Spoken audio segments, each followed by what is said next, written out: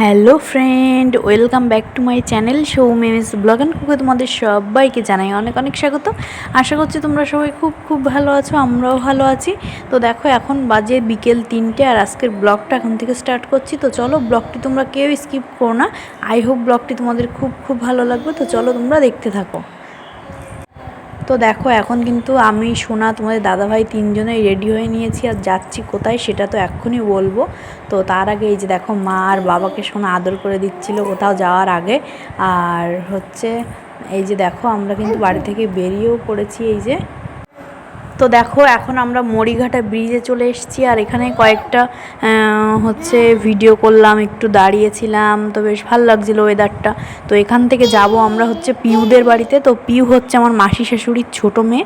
তো ওর হচ্ছে ছোট্ট বেবি হয়েছে, তো আমাদের গোপাল এসেছে, তো সেই গোপালকে দেখতেই আজকে যাচ্ছি। তো যখন নার্সিংহোমে ছিল তখন হচ্ছে দেখতে যাওয়া হয়নি, তো আমার শাশুড়ি মা গিয়ে দেখে এসেছিলো। তো এখন হচ্ছে আমি আর তোমাদের দাদাভাই যাচ্ছি আজকে। তো এর আগে আমরা একটু বাজারে গেছিলাম, গিয়ে ওখান থেকে ফল মিষ্টি, তারপরে হচ্ছে আমাদের সেই গোপালের জন্য একটা ড্রেস নিলাম, একটা গেঞ্জি নিলাম। তো সেগুলো তোমাদের সঙ্গে শেয়ার করা হয়নি। তো মানে এত তাড়াহুড়োয় বেরিয়েছিলাম আর ভীষণ মেঘ করেছিল, ওই জন্যে ভেবেছিলাম যে দেরি করলে বৃষ্টি হবে, ওর জন্য আর ভিডিও আমি করিনি। তাড়াতাড়ি করে পছন্দ করে একটা ড্রেস নিয়ে নিয়েছি। তো ইয়েলো কালারের ছিল ড্রেসটা। আর এখানে দেখো এই যে সোনা, তোমাদের দাদাভাই এখানটা দাঁড়িয়েছিল। আর দেখো ওই পাশটায় কি মেঘ করেছে, তো আমরা তো ভয় ভয় করছিল যে ওদের বাড়ি যেতে যেতেই না ভিজে যায়। তো তারপরে তোমাদের দাদাভাই বলছিল যে চলো তাহলে এবার ওদের বাড়ির দিকে যাই। তো এই মরিঘাটা ব্রিজ থেকে ওদের বাড়ি একদম বেশি দূরে নয়, 2-3 কিলোমিটার হবে। তো এখান থেকে এখন যাব পিউদের বাড়িতে।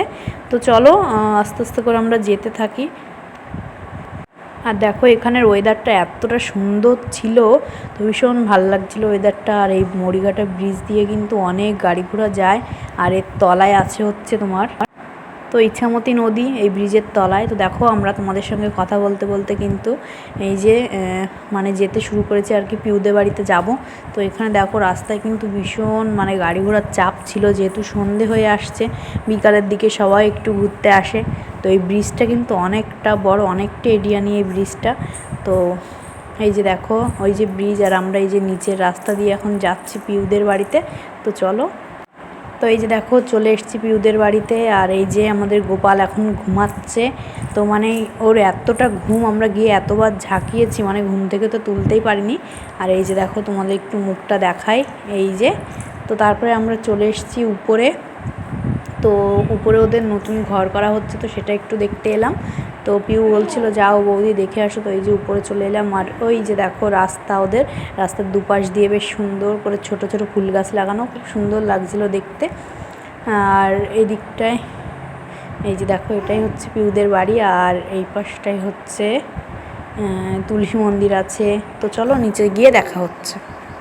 তো এখানে দেখো পিউ হচ্ছে চা বিস্কিট দিল, তো সেটা খেলাম। তারপরে এই যে ফুটি দিল, তো ফুটিটা হচ্ছে সোনাকে খাইয়ে দিচ্ছি আগে, তারপরে আমরা খাবো। আর মানে কী বলো তো, বলছিলাম ওকে না দিতে, কিন্তু শুনলই না। আর এই দিকটা দেখো প্লেটে ভর্তি করে মিষ্টি, গজা, লাড্ডু এই সমস্ত দিয়েছে। তো এই যে দেখো সোনা হচ্ছে ফুটিটা খাচ্ছিল, যেহেতু ঠান্ডা ছিল ওর জন্য আমি ভাবছিলাম সোনাকে দেবো না, কিন্তু ও তো বায়না করছিল, একভাবে খাবে, শুনছিল না। তো এই যে দেখো আস্তে আস্তে করে খাচ্ছে, গায়ে ফেলছে। তো তারপরে আমরা কিন্তু সেই মানে সন্ধেবেলা 7টার দিকে বাড়ি চলে এসেছিলাম। আর বাড়ি এসে তারপরে হচ্ছে রান্নাবান্না এই টুকটাক করলাম। তো তারপরে ভাবলাম যে মানে কিছুই খেতে ভালো লাগছিল না সন্ধেবেলা, তো মানে ডাল টাল ছিল দুপুরের, তো ভাবলাম কি রান্না করা যায়। তো তো তারপরে এই যে দেখো 2টো ডিম সিদ্ধ করে, এই যে দেখো শুকনো লঙ্কা ভেজে পেঁয়াজ দিয়ে একসঙ্গে মেখে বেশ কাঁচা তেল আর লবণ দিয়ে বেশ ভালোই লাগে এটা খেতে। তো এই যে এটা করেছিলাম রাত্রে, এই যে দেখো। আর এতটা সুন্দর লাগছিল দেখতে, কি বলবো তোমাদের।